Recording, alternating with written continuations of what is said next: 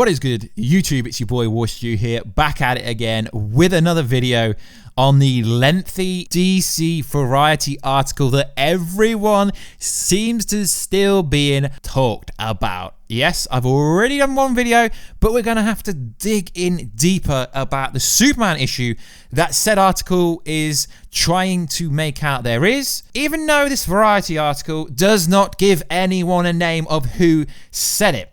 So, what happened was a couple of days ago, back on the 26th of November, Variety launched an article, DC film plots future with Superman, Green Lantern, and R-rated movies. Well, it doesn't actually say any of that, let's be honest, guys. So let's get into it. At the 100,000 subscriber mark, I will be giving away a PS4 Pro or an Xbox One X or a Switch with any game. All you got to do is subscribe as fast as you can so we get there faster. So, you know me, I'm really passionate about Justice League, Superman, etc. But it is getting crazy, guys. It's really getting crazy. Now, today I read an article saying that DC wants the Infinity War and EndGame screenwriters to write the Justice League reboot. I don't think Stephen McFeely or Christopher Marcus is going to make the Justice League the best thing ever, because at the end of the day, audience love to hate on DC for absolutely no reason. You know, it's the same thing as Marvel putting up absolutely every actor in EndGame up for an Oscar. Best supporting actor, best supporting actress. Yeah, Infinity War was the much better movie. Didn't win any Oscars, did it? No. So, let's get into this. We're going to dig a bit deeper because I felt like there was so much more I could have said in the video where we clarified it the other day. Now, and like I said, guys, for validity, for validation, this article says nothing. It doesn't say where it's coming from. The studio has less clarity what to do with the Superman character, a character who has been rebooted 2 different times in the last 13 years. Once with Brandon Routh, we know from Legends Noir, pretty cool actor, but let's be honest, guys, he only played Superman once in a movie called Superman Returns, and later with Henry Cavill, the Man of Steel, without landing on a winning strategy. Really?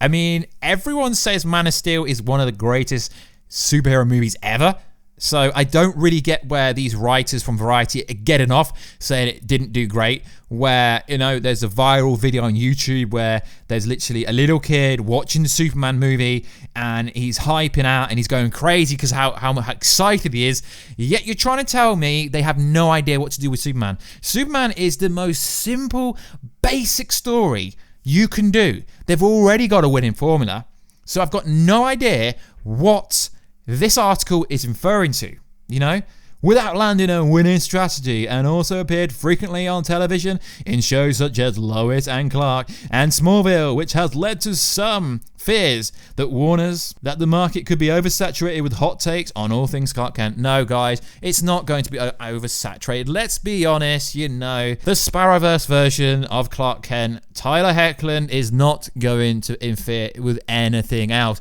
You could say the same thing about Batman. Why? Because there's a woke TV show called Batwoman, you know, and the whole show's about Batman. And then we've got the voice of Batman on the Crisis on Infinite Earth crossover, which essentially is just the guy who did the voice for the Batman Arkham game. So Batman is absolutely everywhere in our verse. So many times it's been referenced. So you could really say the Batman category has been oversaturated, not the Superman one, because then on Titans, you've got Jorah from Game of Thrones. He's Bruce Wayne, Batman. So the Batman category is overpopulated, oversaturated. So it is really weird how this article doesn't even say who said anything to help find a way to make Superman relevant to modern audiences. Make Superman relevant, you know? And this whole discussion that I'm seeing, people going, oh, they're going to reboot the DCEU. Okay, bro, if they're going to reboot the DCEU, then you're going to have to get rid of the Shazam movie, you know, because there was so many Batman versus Superman references. The Superman cameo role, he literally looked like Henry Cavill's stunt double, although he wasn't. There was the Batarang, so it's set in a post-Justice League world. Okay, cool. You know, you got Aquaman 2. You know, Aquaman was set after the Justice League movie. So yet you're rebooting the DCEU. No, you're not rebooting the DCEU at all. Wonder Woman 1984. Okay, yes, that's set before the Justice League, but You can't retcon anything really, because then it's not going to make any sense. You know how they actually fix this problem? Just let Zack Snyder come back and do the job he was supposed to do in the first place. So this is where the article gets interesting. So Mr. Star Wars, Mr. Star Trek, Mr. Rise of the Skywalker.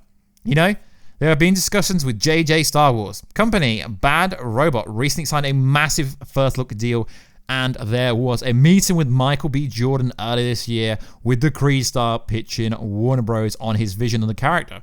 Now, after doing more research, this is actually kind of fabricated, really, because you read it and they don't want to make him Superman at all. This is not what happened. So, earlier this year, when information came out that Henry Cavill's no longer going to be playing Superman, it is fabricated. Why?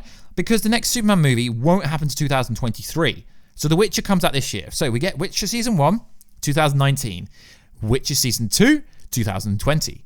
Witcher Season 3, 2021. Witcher Season 4, 2022. Witcher Season 5, 2023. You know?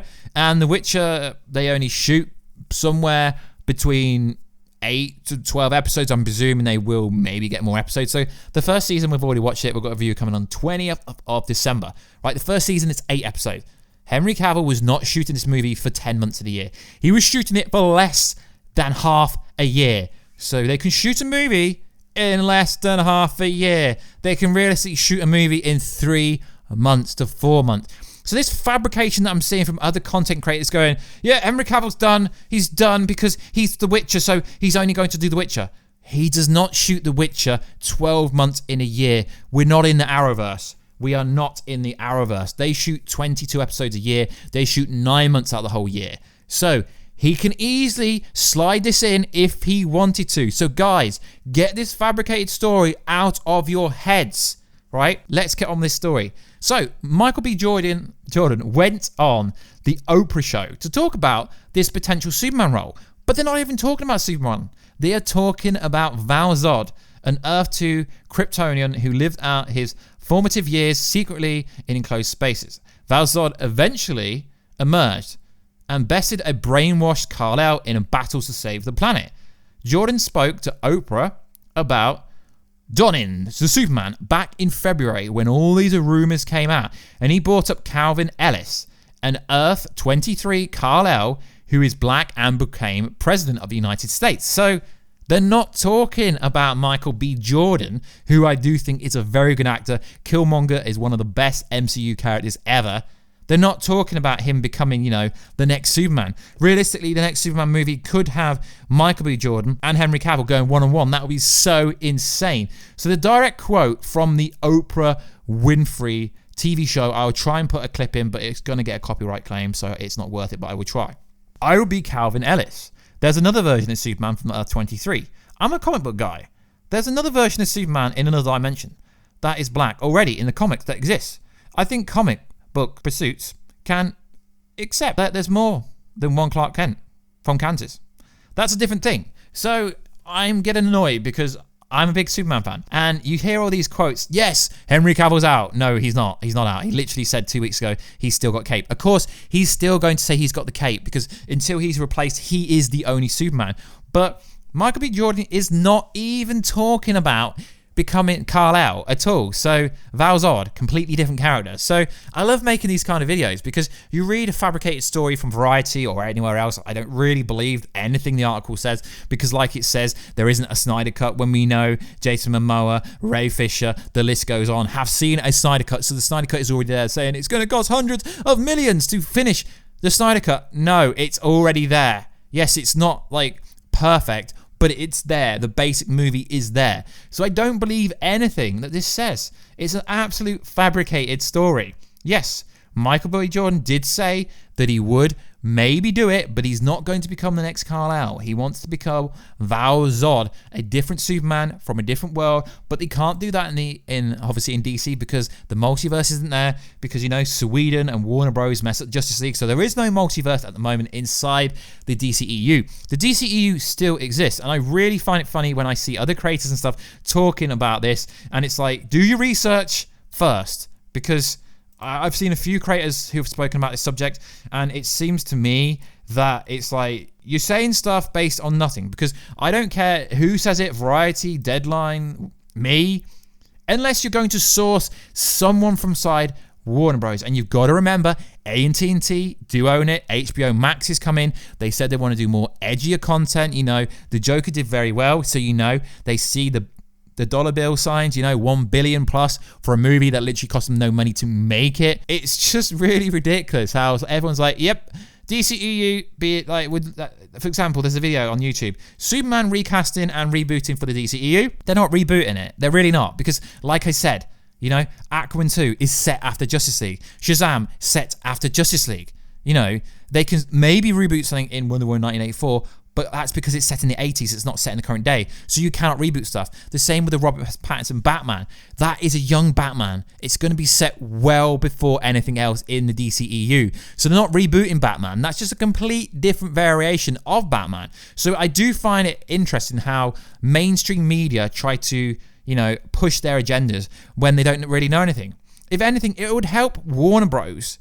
Now The Witch is going to come out, and now Henry Cavill's getting a lot of press.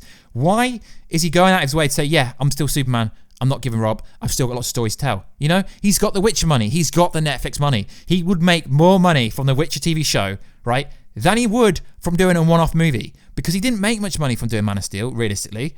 So it makes more sense financially to him to do The Witcher than do Superman movies. But like I was saying, he can do both. You know, lots of actors do lots of different roles. You don't think the Marvel and DC actors just do. You know, Gal Gadot, she hasn't just done Wonder Woman. She's done lots of other roles. So it's just ridiculous then these people are like, yeah, he's doing The Witcher so he can't do anything else now. That is not what was said. You know, recently in Men's Health, Henry Cavill said this, the cape is in the closet. It's still mine.